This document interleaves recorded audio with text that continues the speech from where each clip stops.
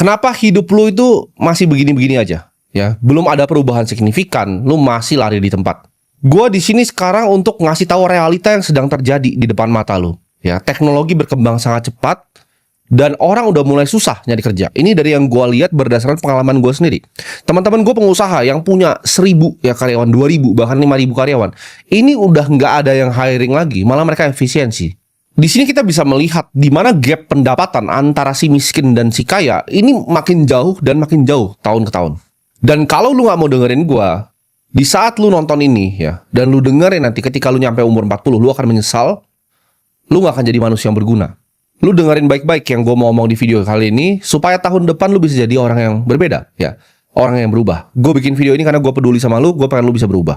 Gue pengen lu bisa jadi orang yang bermanfaat ya. Baik untuk diri lu sendiri, lu bisa bermanfaat untuk orang tua lu bisa bermanfaat untuk kakak atau adik lu bisa support mereka atau lu bahkan bisa support pasangan lu sendiri. Supaya kita jadi manusia jangan mau ya cuma dipandang sebelah mata oleh keluarga, ya oleh pasangan, oleh mertua, oleh siapapun. Ya jangan mau dipandang sebelah mata. Alasan pertama kenapa lu masih miskin adalah lu nyaman untuk jadi seorang loser atau gue sebutnya pecundang. Setiap kali lu nggak punya duit, lu selalu tujuk orang ya, lu selalu salahinnya orang lain. Ini mentalitas yang dipunya sama orang-orang miskin.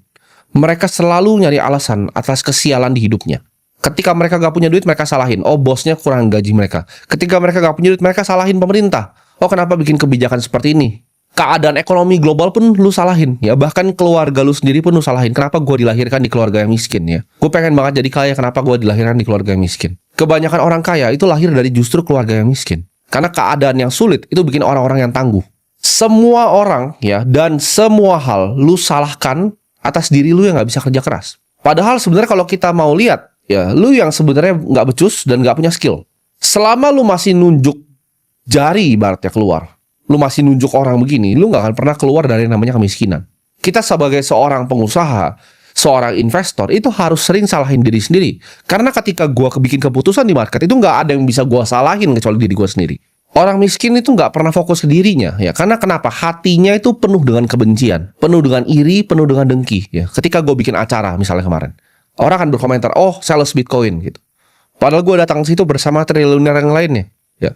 Untuk ngajar memang mereka-mereka yang emang udah pengen belajar, gitu loh. Tapi yang pengen belajar ini sama di luar dikatain kenapa? Karena dengan orang luar ngatain mereka yang datang dan pengen belajar, mereka ngerasa status mereka ini naik sebagai seorang manusia.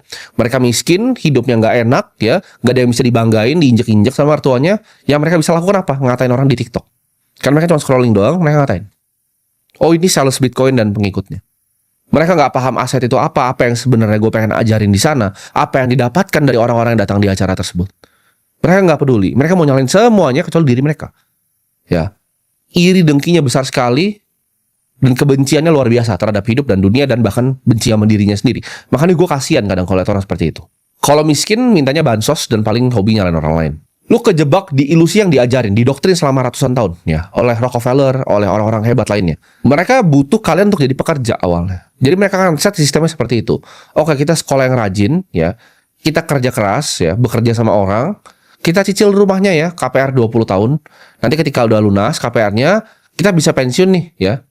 Kita pensiun sebentar, 5 tahun, habis itu kita mati. Belum sempat jalan-jalan, belum sempat lihat dunia. Belum sempat bahagian orang tuanya, belum sempat bisa bikin kakak dan adik lu bahagia. Itu yang gue sebut namanya skema perbudakan modern, ya. Lu sadar nggak mungkin selama 5 tahun ke belakang lu kerja, ya, gaji lu tuh nggak naik-naik, tapi barang-barang di sekitar lu naik. Ini ibarat lu lari di treadmill yang nggak ada habisnya. Ini treadmill yang makin kencang, makin kencang, makin kencang. Jadi ibarat lu lari ini, treadmillnya makin kencang. Akhirnya saking kencangnya, lu jatuh. Lu diajarin investasi, lu ngatain orang gitu. Lu nggak ngerti apa asetnya, lu katain oke, ini sales Bitcoin. Oh, ini saham itu judi gitu. Lu masih percaya nabung pangkal kaya. Dan lu benci yang namanya investasi, mencoba sesuatu yang baru. Karena hobi lu cuma main judol gitu. Lu nggak bisa nyampe pikirannya apa ya itu beli aset gitu. Itu uang kertas, ibaratnya yang lu tabung tuh di celengan ayam lu, itu memang didesain untuk kehilangan nilainya setiap tahun oleh inflasi. Jadi ketika lu taruh di celengan itu antara dimakan rayap atau dimakan inflasi. Setiap mereka, bank sentral cetak uang, ya uang lu itu tergerus nilainya. Orang kaya itu nggak ada yang gua kenal nabungnya kertas, ya, nggak nabung di celengan ayam kayak lu, nggak nabung di rekening banknya juga. Mereka semuanya beli aset. Mereka beli aset yang bisa bertumbuh nilainya tahun demi tahun. Mereka beli saham di perusahaan-perusahaan yang bagus. Mereka beli Bitcoin, ya, aset yang langka dan diinginkan oleh banyak orang. Mereka beli properti, ya, di lokasi yang prime. Mereka beli propertinya nggak kayak lu. Ditawarin rumah murah 300 juta di antah berantak, lu cicil 20 tahun kayak orang bego. Terus lu baru sadar, oh jauh ya dari kantor, ya memang lu bego gitu. Sementara lu ngapain? Ya, lu nabung, beli iPhone buat kelihatan sukses. Gue aja kadang suka bingung ya. Gue kadang misalnya di mall gitu kan, ada yang ngajak foto. Bahkan ada security ngajak foto. Itu iPhone-nya iPhone baru. Gue aja pakai iPhone berapa ini? Udah lama banget gue nggak ganti. Dia pakai iPhone yang baru yang warna oranye itu. Gue sampai pikir, ini gimana ceritanya gaji dia beli HP ini gitu. Lu cuman pamer ya di lingkungan teman-teman lu yang biar lu ngerasa lebih sukses dari mereka. Di circle lu yang sama-sama miskin. 4 orang miskin ketemu, lu nongkrong di sana, percayalah lu jadi orang miskin kelima. Itu mentalitas konsumen yang harus lu buang. Jangan lu gampang lu lihat cuman barang baru langsung beli. Mindsetnya lu harus ubah dari konsumen menjadi seorang investor. Oke, cuman nonton konten, gimana caranya jadi gue jadi kreator gitu. Lu daripada ikutin bapak emak lu ya, cuma nabung di bank, deposito lagi. Kenapa nggak pikir, oh gimana ya cara gue analisa saham perbankannya? Gimana caranya gue jadi pemilik nih dari perusahaan ini? Apa aja sih yang gue harus pelajarin? Oh, kalau misalnya kita nabung di saham A, bank A, cost of fund-nya berapa? Oh, bank A lebih murah ya dibanding bank B. Oh, bank B tapi punya kreditnya mikro. Ya, punya pegadaian juga gitu. Oh, bank C itu loan-nya banyak korporat ya. Oh, dari A, B, C ini yang paling bagus yang mana? Yang dana murahnya paling banyak yang mana? Yang return on equity-nya yang paling banyak mana?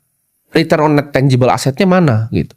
Kalau ini yang gue sebut-sebut aja lu nggak ngerti, lu gimana caranya jadi orang kaya? Lu semua itu hoki. Lu hidup di era perubahan dan transformasi teknologi terbesar gue sebutnya dalam sejarah manusia.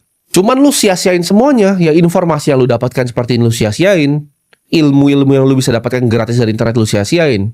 Lu anggap diri lu pintar, lu arogan, dan lu ngatain mereka yang mau belajar. Ini era yang lu hoki banget. Lu bisa nonton seperti ini tuh hokinya luar biasa ya. Gue ketika awal mulai, gue akan bayar berapapun untuk bisa nonton video seperti ini untuk dapat mindset dari seorang triliuner. Lu tinggal nyalain kamera, pencet, keluar. Butuh puluhan ataupun ratusan buku orang yang ditulis sama bilioner luar negeri biar gue bisa dapat ilmu yang gue sharing di sini nih, gue kasih ke lu gitu. Itu waktu membacanya, jumlah bukunya itu luar biasa. Dulu untuk menjadi kaya ya lu harus punya karyawan banyak, lu harus punya 500 karyawan, 1000 karyawan, 2000 karyawan. Lu harus bikin pabrik ya, lu harus ngerti manufacturing, lu harus ngerti manajemen manusia. Era sekarang lu cuma butuh HP dan koneksi internet dan lu masih nggak bisa kaya. Lu memang udah ditakdirin untuk jadi miskin. Apa yang lu lakukan dengan semua teknologi itu? Ya, lu cuma lihat algoritma itu jadi bagian yang makan hidup lu. Lu cuma never ending scrolling aja sampai otak lu jadi bego, jadi brain rot otak lu. Lu lihat orang kaya sedikit lu maki, ya kan? Lu lihat artis lu maki, lu lihat pemerintah lu maki. Nggak ada yang nggak lu maki kecuali diri lu sendiri. Mungkin hidup lu memang udah cuma penuh sampah. Jadi cuma itu yang lu bisa lakuin. Bantu orang nggak pernah, bantu orang tua nggak pernah. Cuman bisa nyalain orang lain. Ada anak ya, 18 tahun, ya gue kenal, ada podcastnya juga di tempat gue. Itu bikin uang 1 miliar gitu kan, 18 tahun. Dan lu masih skeptis, oh ini masih bisa nggak ya gitu. Oh ini orang mau nipu gue nggak ya gitu. Gue juga kenal ada anak muda ya. Sekarang sih udah jago dia, investor juga. Dari zaman gue belajar sama gue dari umur 16 tahun. Sekarang udah bebas, udah financial freedom. Baru umur 20-21 tahun. Ada gue kenal juga anak 18 tahun, punya digital agency. Ratusan juta per bulan. Ini era internet. Ini era dimana semuanya bisa jadi kenyataan. Semuanya bisa dilakukan cuma handphone dan laptop dan otak. Tapi sayangnya apa? Dari video kemarin yang gue bikin tuh. Gimana cara dapetin 100 juta? Udah ada orang yang tadi DM gue nih. Gue barusan tadi berangkat ke kantor ada yang DM gue. Bro Timothy, terima kasih. Gue dapat 100 juta pertama gue. Gue berhasil closing 3 klien pertama gue. Dia bikin chatbot AI, dia tunjukin ke gue. Ada orang yang langsung take action. Sedangkan lu cuma santai-santai. Mereka itu bukan lebih pintar dari lu. Mereka cuma lebih nggak arogan dibanding lu. Ya, dikasih tahu apa nurut gitu. Gue liat semua teman-teman gue yang nurut sama gue, itu hidupnya berubah semuanya. Banyak orang sadar bahwa tahun ini akan jadi tahun penentu ya, antara lu jadi orang kaya baru atau lu jadi sampah di masyarakat. Kekayaan ketika lu dapat di usia yang muda itu akan compounding, akan gampang sekali jadi bola salju yang besar ya. Ketika lu berinvestasi, lu bisa sisihin, lu punya cash flow, lu akan jadi orang kaya dengan sangat cepat. Gue ngomong kayak gini karena gue peduli. Ya gue tahu rasanya diremehin orang dan gak punya duit dan gak bisa ngapa-ngapain, gak bisa bantu orang tua, gak bisa bantu saudara. Tapi gue di situ gue mutusin untuk berubah ya. Gue gak pasrah sama yang namanya keadaan. Gue mulai bangun skill gue. Jadi skill demi skill itu gue tumpuk. Ya awalnya gue bisa skill A, skill B, skill C. Gue tumpuk semuanya skillnya. Semua ilmu itu gue telan dan akhirnya gue fokus di satu bidang, yaitu investasi. Gue belajar gimana caranya setiap hari gue bisa jadi investor yang lebih baik dibanding kemarin. Apa yang gue harus pelajari hari ini? Setiap hari gue belajar, gak pernah berhenti gue belajar. Sekarang semua pilihan itu ada di tangan lu. Lu bisa either lu marah-marah ya, nonton video ini lu matiin, lu bilang Timothy orang yang sombong, arogan, mulutnya kasar, atau lu dengerin ya, lu pahamin dulu ya. Otak lu tuh kan kecil, jadi lu dengerin dulu, pahamin. Nggak ngerti, ulangin lagi video gua. Ulangin 5 kali, 10 kali lu ulangin. Either lu marah-marah kayak tadi, atau lu terima tamparan ya, bahwa video-video gue ini bisa merubah hidup lu. Sebelum lu tidur lu dengerin, bangun tidur lu dengerin. Nggak apa-apa, lu mau dikatain temen lu nggak apa-apa. Cuman percaya, yang selalu dengerin gue hidupnya berubah ya. Dan gue udah lihat. Gue senang bikin video seperti ini, karena gue kasih tahu tuh, gimana caranya bikin 100 juta per bulan. Udah ada yang DM gue hari ini ya.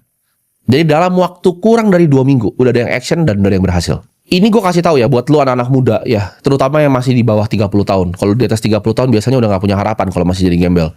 Di bawah 30 tahun ya, kalian masih punya waktu untuk putar balikin hidup lu. Jangan nanti lu lihat diri lu ngaca umur 55, umur 60, ya hidup gue cuma jadi seorang pecundang. Lu kalau mau serius bangun kekayaan real, gue selalu bilang ya, yang pertama, fondasi pertama, cash flow is king. Lu harus punya cash flow ya. Tumpuk skillnya, pelajarin skillnya, cari satu bidang yang lu bisa tempa sampai dalam. Lu kalau bahkan ngerasa, kemarin gue lihat kan, dia bilang, 1.000 orang dikali 17 juta, jadi dia dapat 17 miliar dalam sehari. Ya elah, 17 miliar gitu kan. Gue jalan dari bawah ke atas, lihat porto gue tadi naik udah lebih gitu. Jadi otaknya segoblok itu, kayak udang gitu, otaknya kecil dan bego. Lu kalau emang ngerasa bahwa oke, lu bisa kaya dari jualan kelas, pertanyaan gue cuma satu, kenapa banyak menjual kelas miskin? Kedua, kenapa nggak lu ikutan jualan kelas? Kan kasihan tuh orang tua lu di rumah masih miskin. Coba dong lu jualan kelas. Gue juga sering gitu kan, dengar orang komplain, dia kerja di digital marketing agency, dia komplain bahwa influencer enak banget ya, sekali posting dibayar 20 juta. Lu nggak tahu, ya monyet-monyet kayak lu tuh nggak tahu, influencer itu keringat dan darahnya dicurahkan ke dalam video-videonya. Dia mungkin 2 tahun pertama nggak dapat viewer gitu, dia nge-live tiap hari nggak dapat viewer. Terus ketika dia mau endorse dia minta 20 juta, lu bilang enak banget hidupnya. Manusia kan kayak begitu. Jadi step pertama lu kumpulin dulu ya skillnya, cash flow-nya. Ketika lu bisa kumpulin cash flow, lu harus berinvestasi. Ini rahasia yang jarang gue share dari dulu ya. Jadi investasi itu simple caranya. Gue pakai 3 metode ya. Metode yang stabil, metode yang asimetris, dan metode yang moonshot. Jadi artinya apa? Gue suka ada investasi yang stabil. Contohnya, lu bisa beli perusahaan yang stabil seperti Bank BCA. Lu bisa beli misalnya obligasi negara Indonesia yang stabil. Yang kedua, asimetris. Stabil itu artinya apa? Penurunannya ini kemungkinan lu ruginya kecil, tapi kenaikannya juga relatif lebih kecil ya. Jadi kayak Bank BCA nggak mungkin bisa bangkrut. Indonesia mesti hancur dulu sebelum dia bangkrut. Tapi kenaikannya juga sedikit gitu. Mungkin by 2045 sahamnya bisa Rp40.000 gitu. Kenaikannya kena cap. Sedangkan yang kedua ya, investasi yang kedua itu yang asimetris. Downside-nya bisa jauh, bisa turun 70%, tapi naiknya juga bisa jauh banget 700%. Itu jawabannya Bitcoin gitu, asimetris. Moonshot ini apa? High risk, high reward. Jadi lu berinvestasi, lu bisa hilang semua. Contohnya gue berinvestasi untuk bikin exchange. Itu bisa hilang semua tuh duitnya. Ya, kalau salah manajemen, salah operasional, itu bisa hilang semua duitnya. Tapi kalau misalnya gue benar, itu bisa jadi misalnya Coinbase Indonesia. Jadi 3 jenis investasi. Satu yang stabil, ya, satu yang asimetris, satu yang moonshot. Ini ketika lu balance ya. Karena Charlie Munger selalu bilang, lu cuma butuh 3 kok. 3 aset tuh udah lebih dari lu cukup seumur hidup lu. Nggak usah pilih banyak-banyak ya. 3 yang lu ngerti, lu pahamin, lu kerja, dapet cash flow, taruh di 3 itu, udah hidup lu mantap. Jadi stop untuk jadi pecundang ya, kurangin arogannya, and see you on top.